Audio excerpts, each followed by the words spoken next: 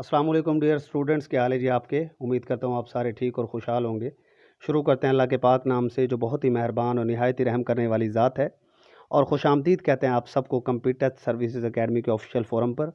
अच्छा भाई, आज ये एक शॉर्ट सी वीडियो जो आपके सामने लेकर आए हैं, इसका मकसद है कि आप लोगों को थोड़ा सा इंटरव्यू के हवाले से गाइडलाइन दी जा सके। और हम अपने मुख्तलिफ स्टूडेंट्स के जिनका रिटर्न पार्ट क्लियर होता है और जो इंटरव्यू में अपीयर होते हैं, उनके इंटरव्यूज़ आपके सामने ऑडियो की शक्ल में लेकर आते हैं ताकि आपको उसका फ़ायदा हो सके। और ये अज़ीज़ शान है फैसलाबाद से, रोल नंबर C11 इनका अकेडमी में है। और माशाल्लाह ये वफाकी मोहतसिब का अपना इंटरव्यू दे आए हैं।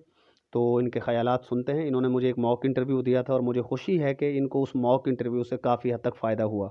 इसलिए मैं बार-बार अपने सारे स्टूडेंट्स से, चाहे वो पुराने स्टूडेंट्स हों या न्यू स्टूडेंट्स जो करंट सेशन में मौजूद हैं, अगर आपका कोई भी टेस्ट क्लियर होता है तो आप मुझसे बिला झिझक कॉन्टैक्ट करें और मुझे कम से कम 5-6 मॉक इंटरव्यूज़ ज़रूर दें। उससे आपका कॉन्फिडेंस बढ़ेगा और उससे आपको काफ़ी नई चीज़ें सीखने को मिलेंगी। उससे आपका कोई नुकसान नहीं होने वाला। अकेडमी पहले सिर्फ़ और सिर्फ़ आपके रिटन पार्ट की प्रिपरेशन कराती थी, बट अब हम इंटरव्यू के हवाले से भी आपको काफ़ी चीज़ें करवा रहे हैं, लिहाज़ा आप बिला झिझक कॉन्टैक्ट किया करें, ठीक है? अभी फ़िलहाल अज़ीज़ शाह ने जो वफाकी मोहतसिब का इंटरव्यू दिया है, इनकी बातें सुनते हैं और आपको इससे काफ़ी ज़्यादा फ़ायदा होगा। मज़ीद जो डिस्क्रिप्शन है ना इसी वीडियो की, उसके अंदर अकेडमी के मुख्तलिफ वीडियो लेक्चर्स मौजूद हैं। डेमो वीडियो लेक्चर्स आप उनको चेक करें, उनको देखें। और अगर आपको कुछ बात समझ आती है तो व्हाट्सएप करें हमें और अकेडमी का सेशन फ़ौरन ज्वाइन कर लें। हमारा जो सुपर जी के सेशन चल रहा है वो आप लोगों के लिए बना है और आप लोगों को ज्वाइन करना चाहिए अगर आप जल्दी से ज़रा कामयाबी हासिल करना चाहते हैं, ठीक है? और फर्स्ट कमेंट के अंदर मुख्तलिफ अदर स्टूडेंट्स जो हमारे हैं उनके भी कुछ कमेंट्स, उनके व्यूज़ वगैरह अकेडमी के मुतालिक मौजूद हैं। आप उसको भी ज़रूर देखें। अज़ीज़ शान की बातें सुनते हैं जी, चलते हैं अज़ीज़ शान की तरफ। अस्सलाम वालेकुम, मेरा नाम अजीज़ शान है और मेरा रोल नंबर C11 है। मैं कंप्यूटेस्ट एकेडमी का स्टूडेंट हूँ।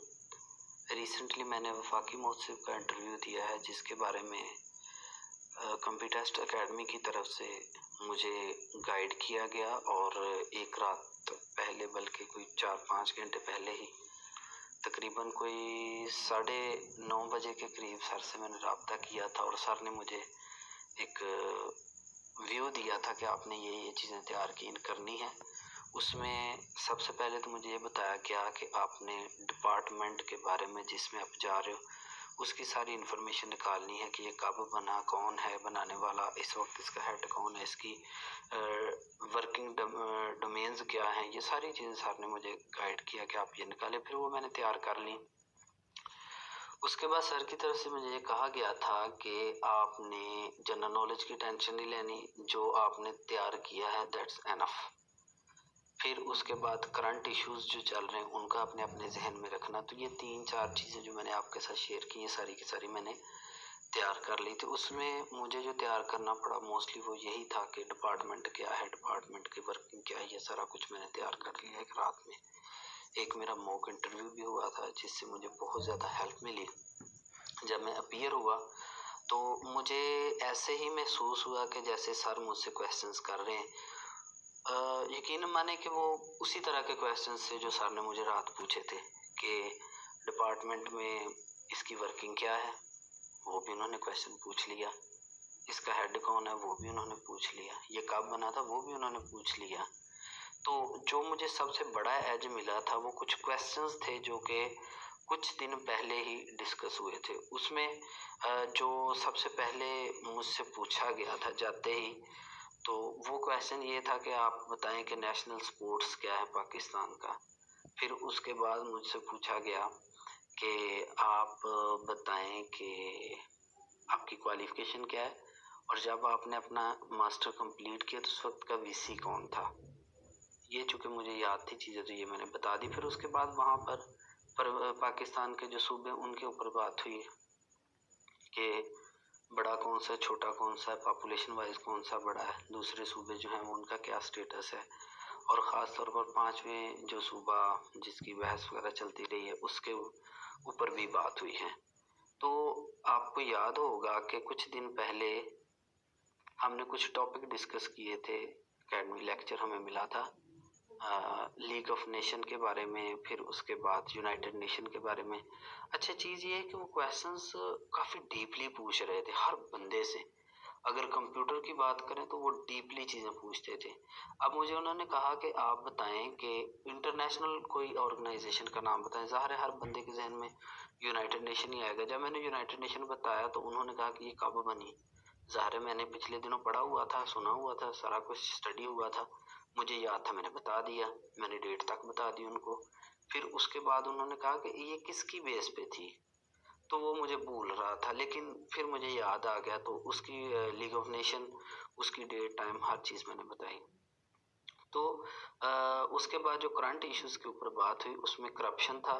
उन्होंने मुझसे काजेज पूछी तो इसको किस तरह हम ठीक कर सकते हैं, किस तरह ये ठीक हो सकता है करप्शन का इशू, ये उन्होंने मुझसे पूछा। फिर पाकिस्तान के जोग्राफिया के बारे में भी क्वेश्चंस हुए थे, जो कि जिनमें मुझे जो एग्जैक्ट याद है कि LOC क्या है, LAC क्या है, line of actual control, line of control, और उसके अलावा ड्यूरेंट लाइन क्या चीज़ है, ड्यूरेंट लाइन किसने बनाई थी, किन दो लोगों के दरमियान में ये माहदा हुआ था।